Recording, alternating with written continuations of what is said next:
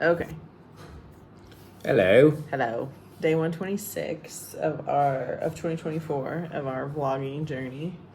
So if you've never watched one of our videos before, we are adopting 2 little girls from Liberia, and we've been in that process for over 2 years now, which is kind of sad. We decided to come live here. It's not really supposed to take that long. We decided to come just visit here and live here and try to figure out what was going on.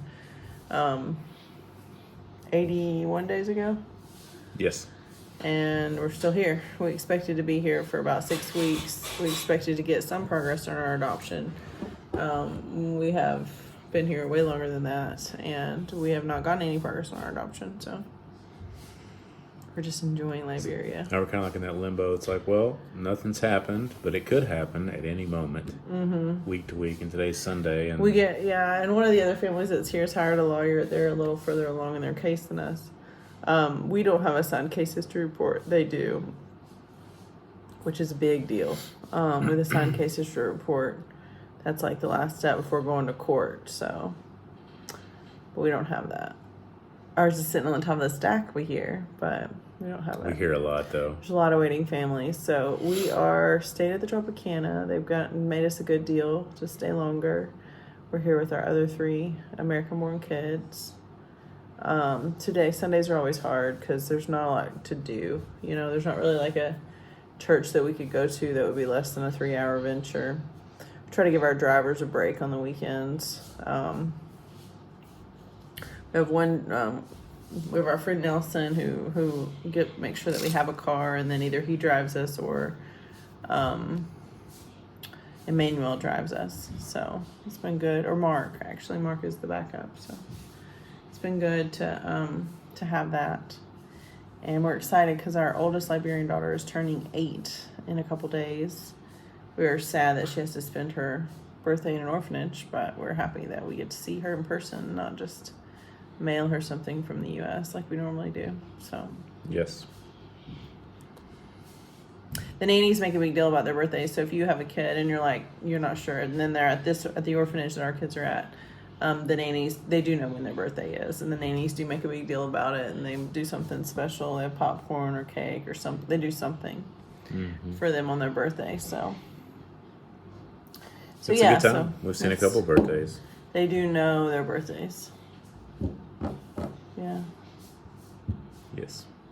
Sundays are the worst, but it's always like, well, here comes Monday. Maybe something will happen. Yes. So my friend Montana, who also has a child at the same orphanage that we're adopting from, she'll always text me on Sunday night or sometime Monday, and be like, it's Monday. Because we're always hopeful that something good's going to happen early in the week. And then sometimes it does, sometimes it doesn't. So I brought cheese. So cheese here is a big deal. There's the cheese here is just not good.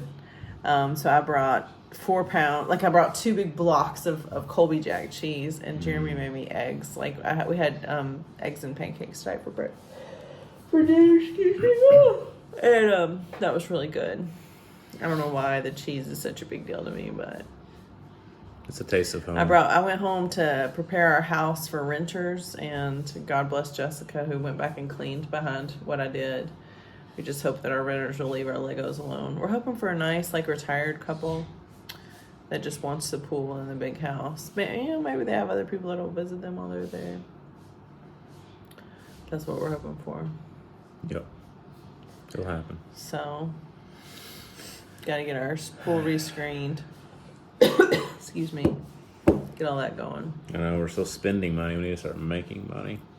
Jeremy's trying to find an internet a job he can do from here, which there are a lot of jobs he could do, the job he used to do, but the company he used to work for will not allow internet traffic from Africa, period. Doesn't matter who you are. Doesn't matter how good you are. So that's an unanticipated problem. So if you're I'm going to get me a job, I can work online, I can stay in Africa for a long time, whenever it's our turn to come and adopt our kids, just make sure a lot of companies will not allow internet traffic from Africa. I did think about I could start looking too for jobs in Europe. It's true. I thought about that today. So similar work, I'm sure. Or even big cities somewhere in Africa even. So you never know. Yeah, for sure. Makes sense. Hey, would y'all hire me? I'm just a country boy. Yeah. So right now our agency is still suspended, and all adoptions have stopped in Liberia until this is resolved. Domestic, international, even the orphanages that aren't under investigation, everything's stalled out right now because they need answers on what's happening here. So we weren't really thrilled to hear that. We don't want any of the other adoptions to stall out, but I think it's an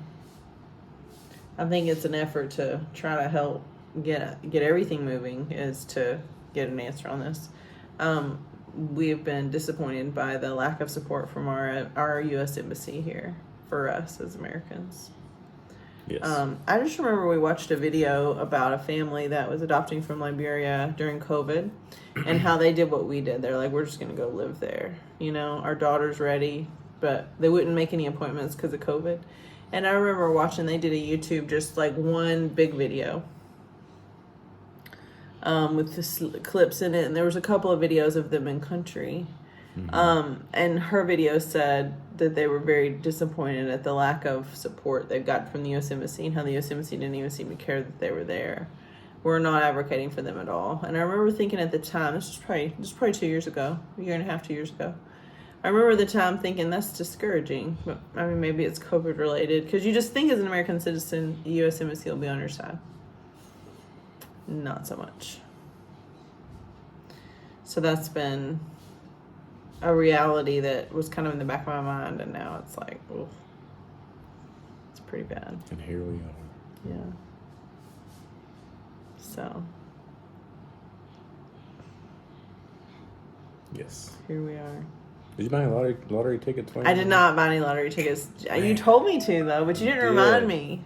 I would have. I had to go get gas. That would have been cool. Remember, I had to get gas. I don't ever get gas in any of our cars because partly Jeremy is just very chivalrous when it comes to this kind of things, like changing the oil, getting gas, opening the door, like these kind of things he just does. He's always done it. It's like he just does it. But the other part is that Jeremy and I have a different definition of when gas should go in a car. So if we have a fourth of a tank left, we're already behind on refilling that car. Like a fourth of a tank, quarter of a tank left, Jeremy's like, we should fill up the car with gas. Like this should have already been done. If we get to an eighth of a tank, we might as well be out of gas on the side of the road. That's how he acts. It's like we're just living. With fire. We're literally just running around on fumes. Now I do understand that, especially when you used to have to sit in the parent pickup line to pick up the kids from school. Like that's legit. Like I've had some moments where I'm like, a gambler or something. Well, you wanted me to get a lottery ticket. I did not get a lottery ticket. That's different. And I'd be calling them from Africa trying to claim my prize, too. That'd be fun. I'm legit. I swear. I'm an American citizen. I promise I was just there last week. Yeah, that might be tricky. But we'll fly you home for that. So, how do we claim our lottery ticket? But yeah, so I had to get gas in our Yukon. So we have this Yukon that's kind of iffy. It's a salvage title, which means it had some problems. It was wrecked and totaled. Don't yawn about Beaterbox. I named him Beaterbox. He doesn't have air conditioning. He has air conditioning, but the blowers don't work on the front. So you just have to angle the back air conditioners to hit your neck and you're okay.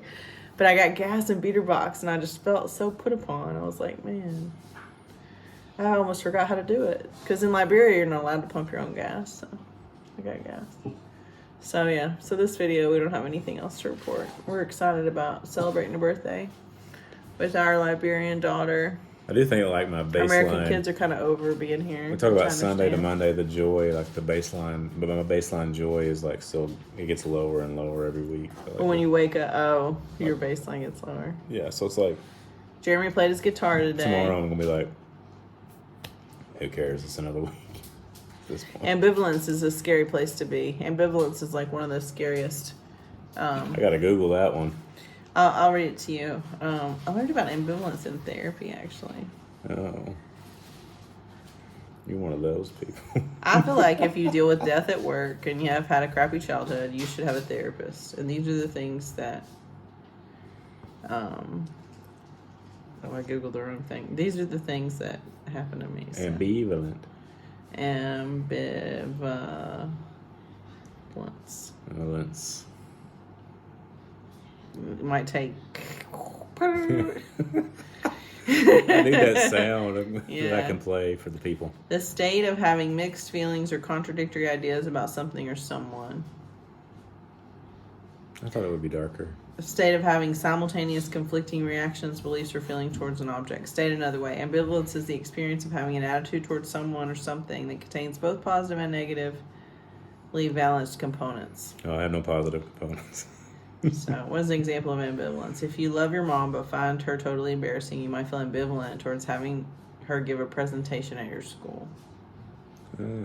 Doubt or hesitation, indecision, or uncertainty is also There's a lot of uncertainty. inconclusiveness. Like you're kind of like back and forth, but you're just ambivalent.